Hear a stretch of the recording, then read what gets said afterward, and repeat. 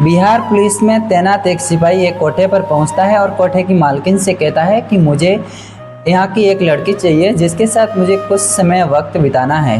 तो कोठे की मालकिन उन्हें देखकर बोलती है कि जाओ, पास वाले रूम में 5 से 7 लड़कियाँ खड़ी है, जो भी तुम्हें पसंद हो, जिस लड़के के साथ आप समय बिताना चाहते हो उनके साथ समय बिताइए।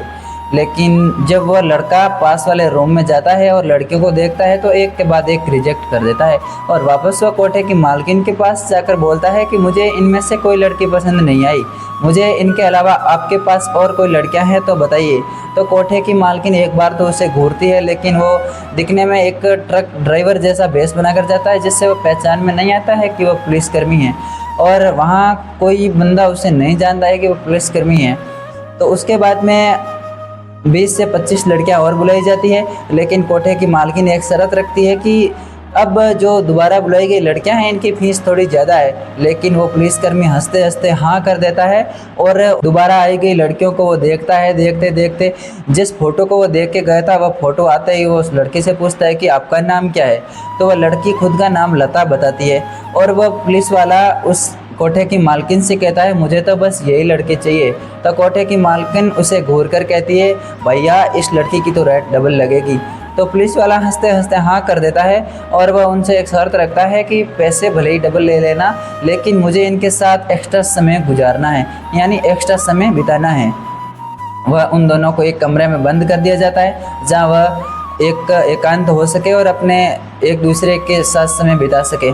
और उसी समय में उस कोठे पर रेड पड़ जाती है और पुलिस का थाना पूरा ही उस कोठे पर आ जाता है और जो कोठे पर काम करने वाली लड़कियां और वो कोठे की मालकिन है वो तो सब फरार हो जाते हैं, वहाँ से भाग जाते हैं। लेकिन जो रूम के अंदर एक पुलिस वाला और लता नाम की जो लड़की कोठे पर काम करती थी वे दोनों एक रूम के अंदर बंद रहते हैं, वे दोनों वहीं फंस जाते हैं। और जैसे ही बाहर से दरवाज़ा खुलता है अंदर एक लड़का और एक लड़की निकलते हैं।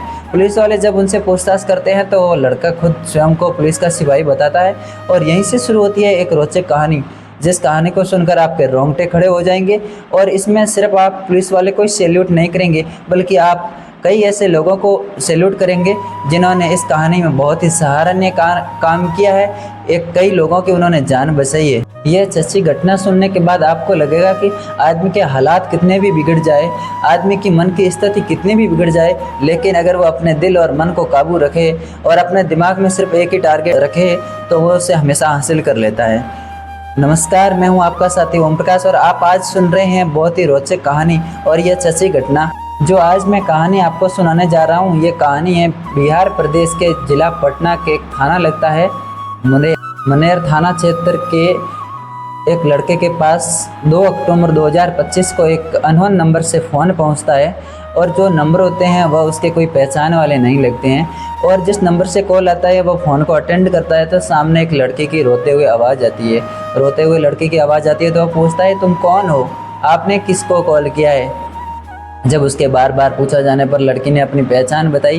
पहचान बताने के बाद लड़का भी रो रहा है और उधर लड़की भी रो रही है, दोनों गिड़गिड़ाते। लड़की रो रही, रोते रोते लड़के को कुछ कहानियाँ सुनाती है और कहानियाँ सुनाने के बाद लड़का भी रोने लग जाता है और लड़का बोलता है कि आप कहाँ हो, किस हालत में हो, हमने कहाँ कसर नहीं छोड़ी आपको ढूंढने में, घर वाले कितने परेशान हैं आपको खोजने में, आप कहाँ गई हो, ज़रा अपना पता बताओ, हम आपके पीछे आ रहे हैं। इतना ही कहने के बाद लड़की बोलती है भैया मुझे यहाँ पर डे 8 से 10 लोग जो थोड़ा थोड़ा नोच के खा रहे हैं, कृपया मुझे यहाँ से ले जाओ वरना कुछ ही दिन में मुझे यहाँ मार डालेंगे या मैं स्वयं यहाँ मर जाऊँगी। पर रोते हुए लड़की बार बार उस भाई से गुहार लगाती है भैया मुझे यहाँ से ले चलो, यहाँ से ले चलो। तो उस लड़के को समझ में नहीं आता है कि वो लड़की कहना क्या चाहती है। वह उन्हें फिर से पूछता है कि तुम क्या कहना चाहती हो, मुझे कुछ बताओ, मैं कुछ समझ नहीं पा रहा हूँ। तो लड़की उस बात को थोड़ी किस्से में सुनाती है तो लड़का समझ जाता है कि कहीं न कहीं वो फंसी हुई है और थोड़ी इस समय में फ़ोन कट जाता है। और 2 अक्टूबर 2025 को करीबन शाम को 8 से 9 बजे वो घर वालों को ये बात बताता है लड़का कि आज दीदी का फ़ोन आया था, वो बहुत ज़्यादा परेशान लग रही थी और बहुत ज़्यादा रो रही थी। जब घर वाले ये बात सुनते हैं तो सबके सबको रोंगटे खड़े हो जाते हैं और वह एक दूसरे के मुंह के सामने देखते रह जाते हैं कि अब करें तो क्या करें, करें तो क्या करें, जाए तो कहाँ जाए। लड़का और परिवार वाले सब बैठकर सोचते हैं कि अब करें तो क्या करें। तब तक उन्होंने एक युवक से सलाह मशवरा किया और उनके बाद में वे 5 सितंबर 2025 को मधुर थाने पहुंच जाते हैं और पुलिस वालों को सारी बात बताते हैं। तो एक बार तो पुलिस वाले यकीन नहीं करते हैं, लेकिन उन्हें समझाने के बाद पुलिस वाले एफआईआर ले लेते हैं। एफआईआर लेने के बाद पुलिस वाले कार्रवाई शुरू करते हैं। एफआईआर लेने के बाद पुलिस वाले उस लड़के से पूछते हैं कि आपको किसने कहा आपकी बहन ऐसी हालत में है। तो वह लड़का बताता है कि दूर पश्चिम बंगाल में एक थाना लगता है इस्लामपुर, जहाँ का एक व्यक्ति उसे फ़ोन पर बात करता है और उसकी बहन से बात करवाता है। उसी के बाद में उस घर वालों को पता चलती है, तो उसकी बात को गहराई में लेते हुए पुलिस वाले छानबीन शुरू कर देते हैं। 6 अक्टूबर 2025 के शाम लगभग करीबन 5 बजे के आसपास धारा 747/2025 BNSS धारा 143/3 की कार्रवाई करते हुए पुलिस इस मामले की छानबीन करना शुरू कर देती है। एफआईआर लेने के बाद तुरंत पुलिस जांच शुरू करती है और पुलिस वाले उस लड़की के भाई से कहते हैं कि भैया आपके पास जिस नंबर से कॉल आया था वो नंबर हमें दीजिए, ताकि हम उस शोर तक पहुंच सकें, उस लड़की तक पहुंच सकें। तो पुलिस वाले उस नंबर लेके उस लड़के को कॉल करते हैं, तो लड़का एकदम घबरा जाता है। पुलिस वाले कहते हैं हम मनेर पुलिस स्टेशन से बोल रहे हैं, हमारी बात किससे हो रही है। इतना सुनकर लड़का एकदम घबरा जाता है और फ़ोन काट देता है। पुलिस वाले तुरंत दूसरे फ़ोन से फ़ोन करते हैं कि भैया फ़ोन काटने की कोशिश ना करें, क्योंकि पुलिस तुम्हारे घर तक पहुंच जाएगी। आपकी सिम है वो आधार से लिंक है और आपका एड्रेस है वो आधार पे है। एड्रेस निकालते हुए हम आपके घर पहुंच जाएंगे, वरना जिस बात को हम पूछ रहे हैं वह हमें बताओ। पुलिस वाले उन्हें पूछते हैं कि उस लड़की के बारे में हमें बताओ, वो आपको कहाँ मिली, कब मिली और कैसे मिली।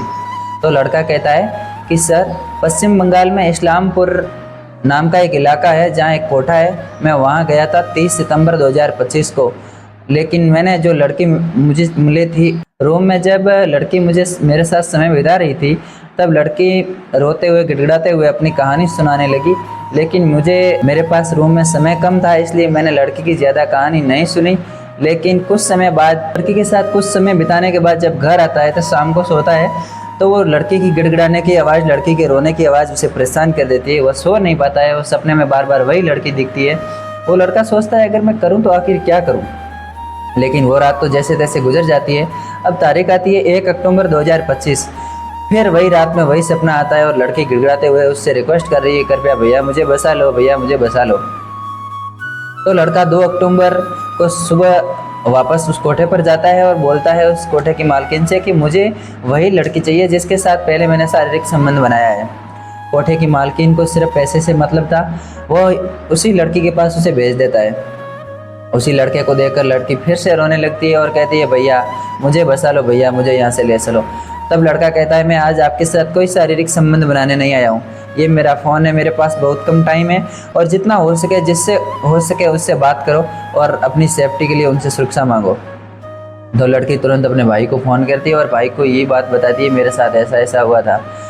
अब यह बात सुनकर पुलिस हैरान हो जाती है और पुलिस फिर से उस लड़के को कहती है कि तुम एक बार फिर उस कोठे पर जाओ और वापस उस लड़की से पूछो कि तुम यहाँ कैसे आई, किसके साथ आई, कौन तुम्हें यहाँ लाया। अब शुरू होती है एक नई कहानी और फिर पुलिस इसी बात की छानबीन करने लगती है और यहीं से होता है कहानी का असली सिलसिला शुरू।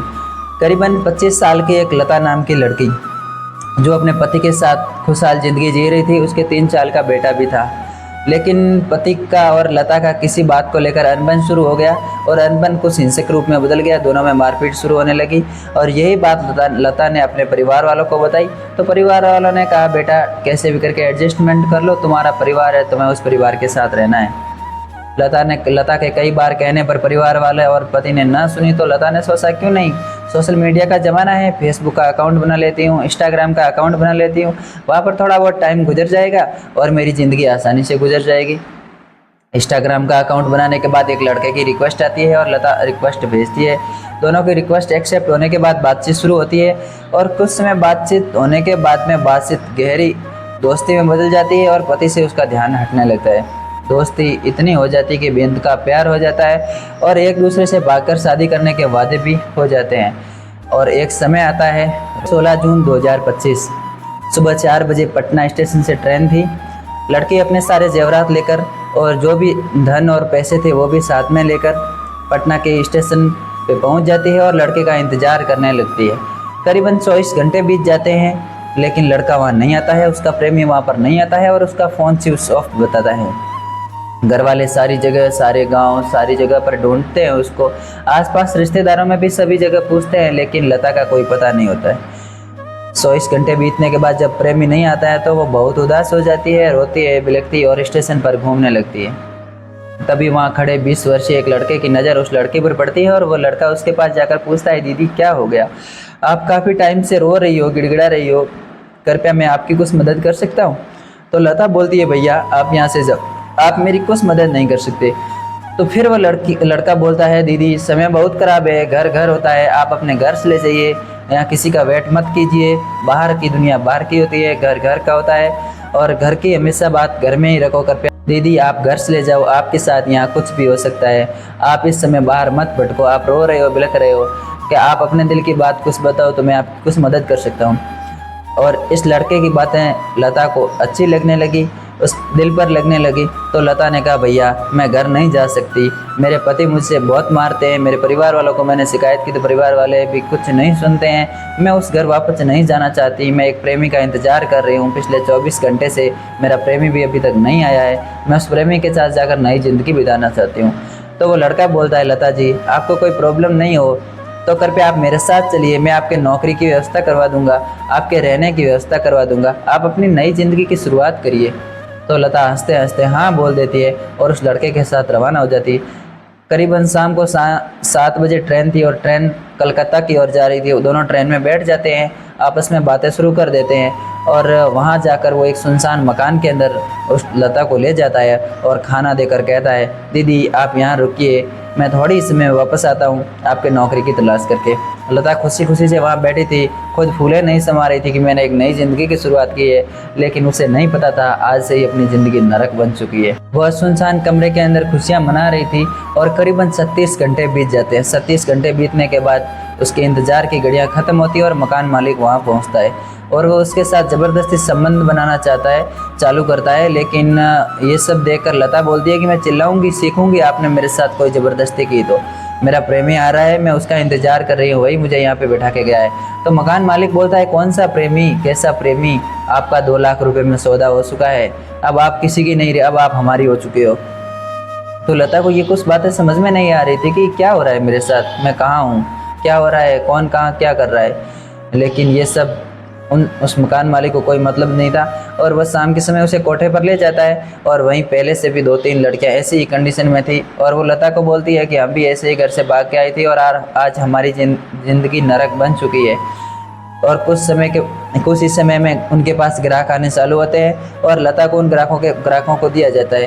तो लता कुछ समय तो ना मुकुर करती रहती है, लेकिन जब उसके साथ अत्यधिक मारपीट होती है, ज़्यादा अत्याचार होता है, तो वो सब कुछ सहन करना चालू कर देती है और वह मन ही मन रोती है, मन ही मन पछताती है कि आखिर पति होता है, पति कितना भी बेवकूफ़ हो, बेवजह हो, लेकिन उसने आज तक ऐसा घिनौना करते नहीं करवाया था।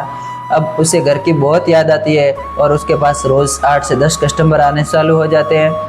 लता रोज़ गिड़गिड़ाती है, रोती है, लेकिन उसकी सुनने वाला कोई नहीं होता है। जून से हुआ सिलसिला शुरू अक्टूबर तक पहुंच जाता है और अक्टूबर को एक कस्टमर आता है और वह उसका दुख सुनता है और घर से बात करवाता है। इतनी सब बातें पुलिस वालों को पता चलने के बाद पुलिस वाले यहाँ से इस्लामापुर थाने जाने की तैयारी करते हैं और पुलिस की टीम का मुख्य होता है वो बोलता है कि अगर हमने पहले वहाँ के नौकल थाने में अगर रिपोर्ट दे दी तो क्या पता कोठे पर पता चल जाए और लड़की को गायब कर दिया जाए, यानी लता को गायब भी कर सकते हैं। और ये सब बातें उन्होंने ध्यान में रखते हुए अपने एक सिपाही को तैयार किया जाता है और ट्रक ड्राइवर का रूप बनाया जाता है और वह सीधा उस कोठे पर पहुंच जाता है। उसे पहले लता का फोटो दिखाकर उस फेस को याद करवाया जाता है ताकि वो जाके किसी दूसरे लड़के को पहुंच जाता है और कोठे की मालकिन से कहता है मुझे लड़कियां चाहिए। फिर लड़कियां देखने के बाद में जब लता आती है तो लता को लेकर वो रूम में चला जाता है और लता से बोलता है कि आप बिल्कुल ना घबराइए दीदी, मैं आपकी सुरक्षा के लिए आया हूँ, मैं एक पुलिस वाला हूँ। लता अपने सामने एक सिपाही को देखकर मन ही मन बहुत खुश होती है और वह सोचती है कि अब कार्रवाई करने वाला भी आ गया है और मेरी हिफाजत करने वाला भी आ गया है। और इतनी बातें लता के साथ करने के बाद पुलिस वाला सिपाही अपने अधिकारियों को फ़ोन मिलाता है और बोलता है कि मैंने लता को एक कमरे में ले लिया है और आप जल्दी से जल्दी टीम लेकर यहाँ पहुँचें। तब अधिकारी नज़दीकी थाने में रिपोर्ट दे के वहीं से टीम लेके पहुँच जाते हैं कोठे पर और कोठे पर रेड मारते हैं। रेड मारने पर बाकी वाले सब भाग जाते हैं और लता को बरामद कर लिया जाता है और अपने परिवार वालों को सुपुर्द कर दिया जाता है। लता का दिन, ये दिन, आज का दिन बहुत खूबसूरत था। इस दिन वह ये सोच रही थी कि आज शायद मुझे इस नरक से निकाल लिया गया है और आज मैं अपने परिवार के साथ वापस जा पाऊंगी। अब जब कोठे वाली कहानी उस पति को पता चलती है तो उसने इतने लोगों के साथ संबंध बनाए थे और यह बात वाकई पति से बर्दाश्त होने वाली थी नहीं। और तभी इस मामले को सामाजिक स्तर पर बैठकर सुलझाया जाता है और बेटे को अपनी माँ से मिलाया जाता है। बेटा रोते रोते माँ को गले लगा लेता है और फिर कुछ काउंसलिंग कराने के बाद जब महिला को पति से मिलाया जाता है तो पति भी उस महिला को स्वीकार कर लेता है और बेटा अपनी माँ को पाल लेता है और माँ अपनी बेटे से वापस मिल जाती है और अब परिवार खुशी खुशी एक दूसरे के साथ रहने लगता है। दोस्तों, इस कहानी का उद्देश्य किसी का दिल दुखाना नहीं है, बल्कि जागरूक करने की यह कहानी है कि अपने परिवार के साथ रहो, अपने परिवार से कभी टूटो ना, अपने परिवार से कभी दूर ना हो, क्योंकि परिवार के अलावा इस दुनिया में कोई किसी का नहीं होता है। जय हिंद, जय भारत।